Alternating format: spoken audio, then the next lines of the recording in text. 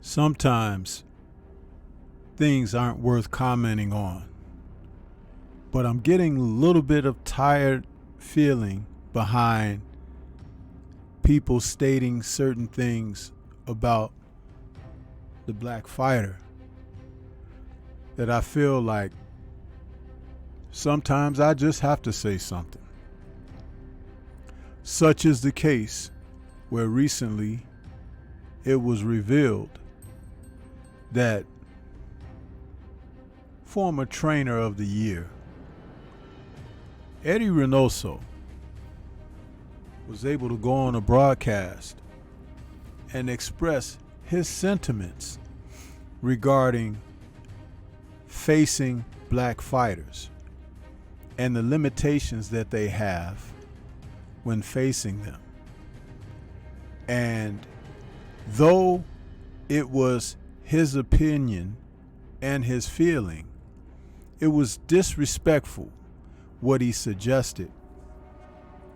And as I look toward his accomplishments as a trainer, the fighters that he's worked with and where they presently are, especially coming off of the heels of Saturday night, May 6th performance by his lead man, Canelo Alvarez, against John Ryder, I scoff at the sentiments of Eddie Reynoso.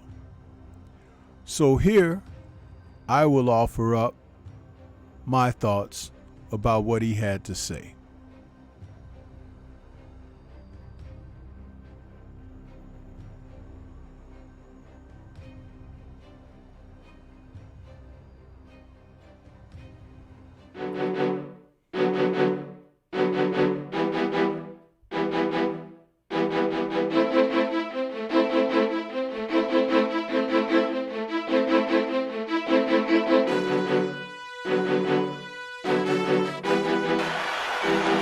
For Spence right now, he's been throwing that right left continuously.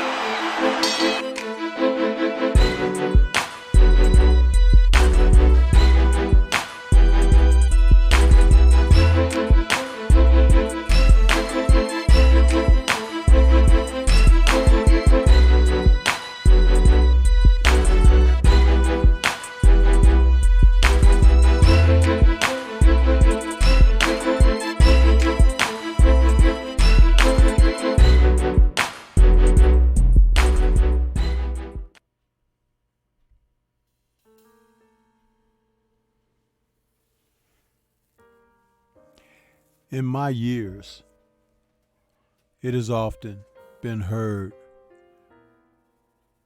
to be said, if you don't have anything good to say about someone or something, silence is golden. But out here in the boxing community, we give commentary, we give editorials. I do on my channel. And I express sometimes very strong sentiments. But a lot of them, most of them, be based in something solid.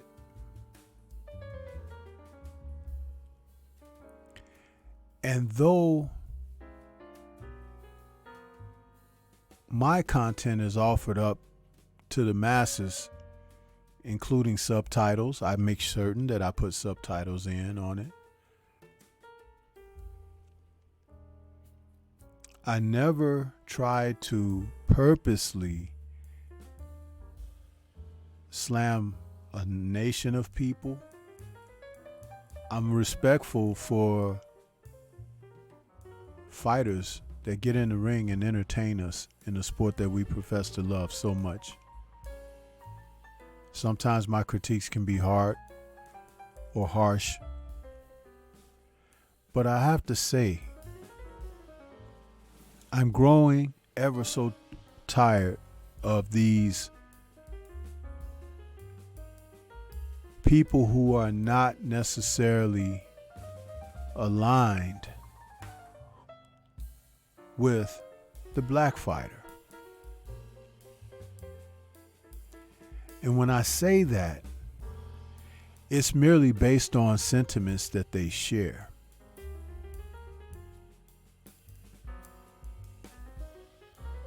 Recently, boxing trainer Eddie Reynoso talked about specific fighters like Shakur Stevenson, who faced one of his fighters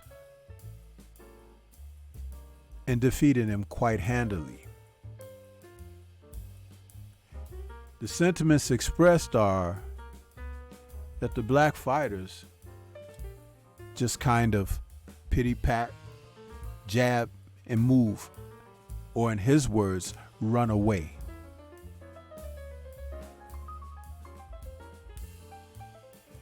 The last time I checked, when I watched the past 4 or 5 fights of Shakur Stevenson, he's typically going forward after his opponents.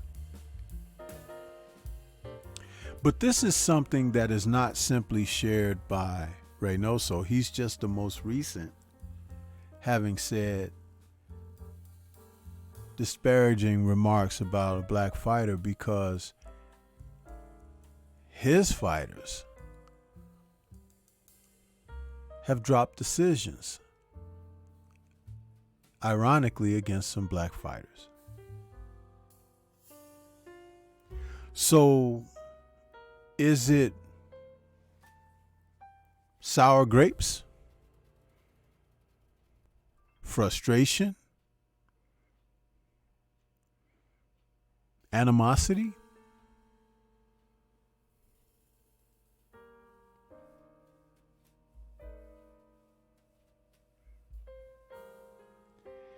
NBF has been popular in the sport of boxing, which simply is an acronym for No Black Fighters. Now, there's a famous promotional company that had implemented that, but it kind of goes around the sport internationally because we have seen black fighters get frozen out of opportunity in the sport. There are trainers who have expressed similar sentiments that Reynoso spoke of. There are also media personnel who have been disrespectful because of a fighter's athletic prowess, being able to be more mobile, agile, athletic, and still be talented on top. The frustration happens to be that someone less than doesn't really stand a chance, so it's really unfair to have them, quote, be a part of things. So we freeze them out as much as we can. Now remember that term, freeze them out, meaning being non-inclusive when it comes to certain fighters, certain black fighters. We have undergone this throughout the history of the sport. And shout out to my brother Scrapbook Boxing, who will be dropping a book very soon to speak on this further.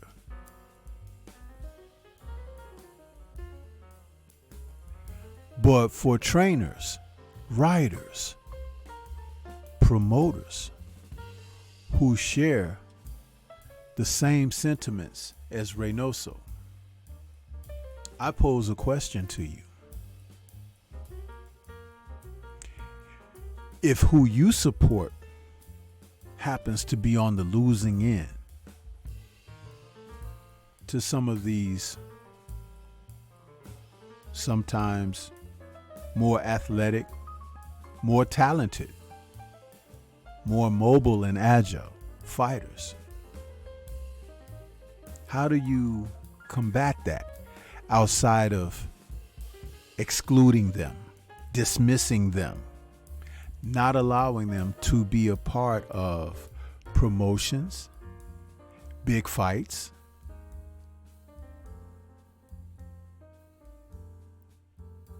But you can call them into your gyms to work with your guys,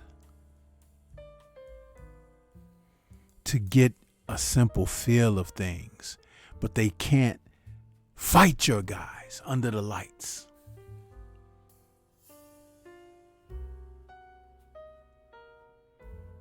Does that sound right to you? And it really doesn't matter whom the fighter might be. But if your guys are dropping decisions,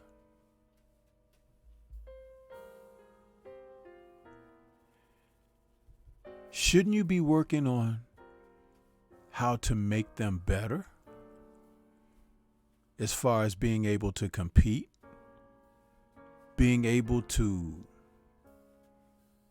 solve or resolve or overcome their own particular limitations?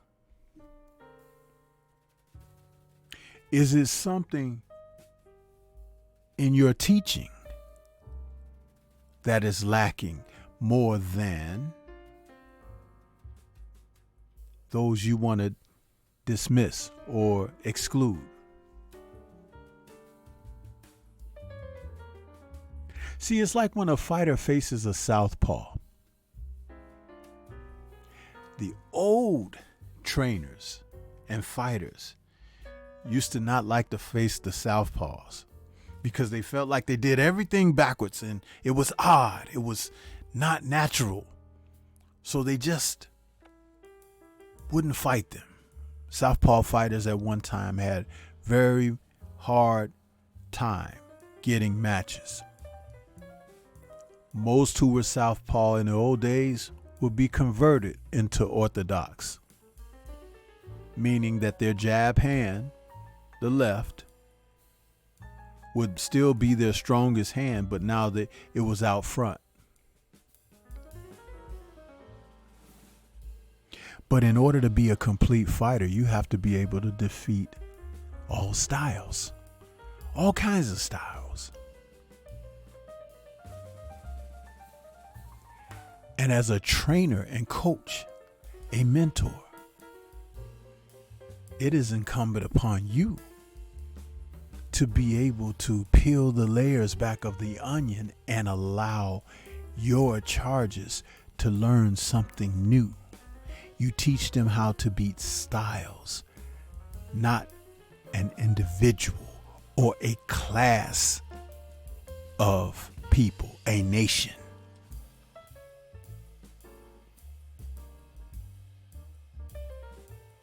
Difficulty will come in all sorts of packages. And in order to become a complete fighter, you have to be able to resolve those issues. Bear in mind trainers who have been successful at what I'm talking about, like Derek James, who currently has a stable of both an undisputed and a unified champion and one hot hell of a contender.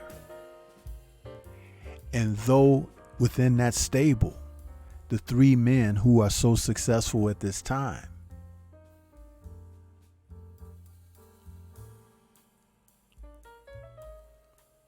they have different styles.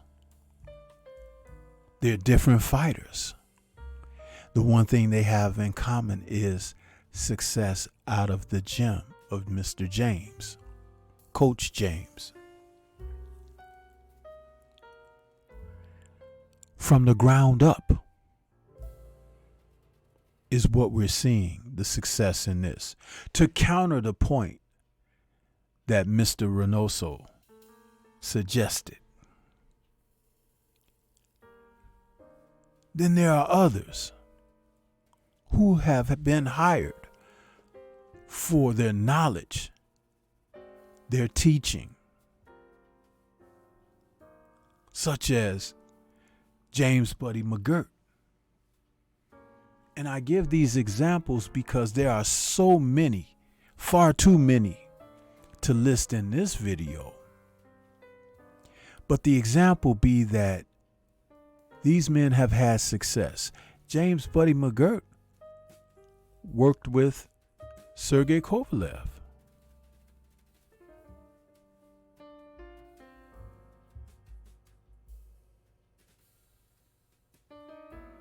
So did John David Jackson.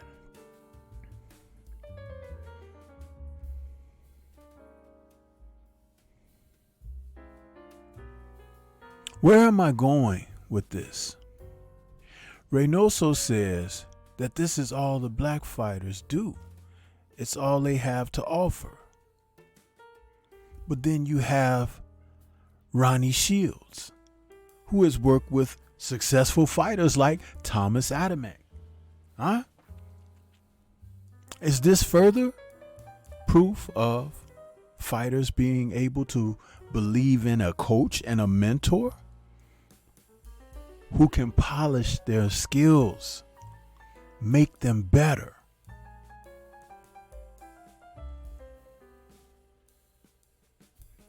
The success is in the work, people. Have we not seen it? Even as recently as a few weeks ago,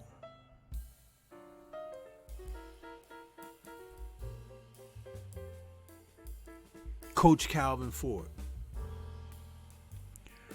training Gervonta Tank Davis.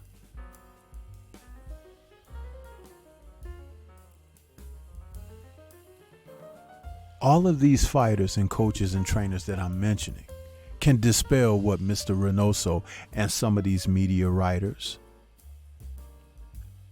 other biased promoters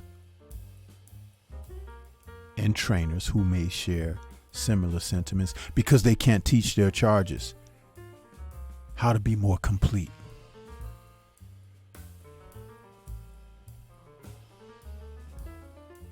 Coach Moses works with Shakur Stevenson.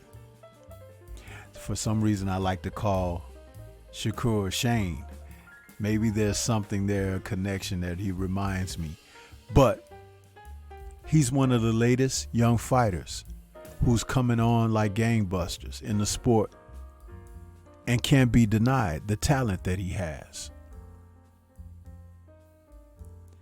So, when we talk about these fighters and their trainers, there's a mixture of the trainer working with the fighter and the nationality of the fighters fighting under the trainer. These black trainers do not use it a crutch to say that someone is holding them back, not for their knowledge, not for their wisdom and application of the sweet science, and not for the cultivation of what a young fighter may do best and show up his weaknesses as well and give them a complete toolbox to work on the night of their matches. They don't make excuses. So when you have a trainer like a Eddie Reynoso, who would fix his face to say things like all black fighters do is pity pat, jab and run, you have to laugh at that. Because the last time I heard, it was called the sweet science, not brawling. The sport is labeled boxing, which is all inclusive of various techniques and the ability to execute athletically, utilizing footwork, ring IQ, ring generalship, defensive responsibility, and offensive ability. So you can't just look for it to be one-sided. Stand there and let me hit you.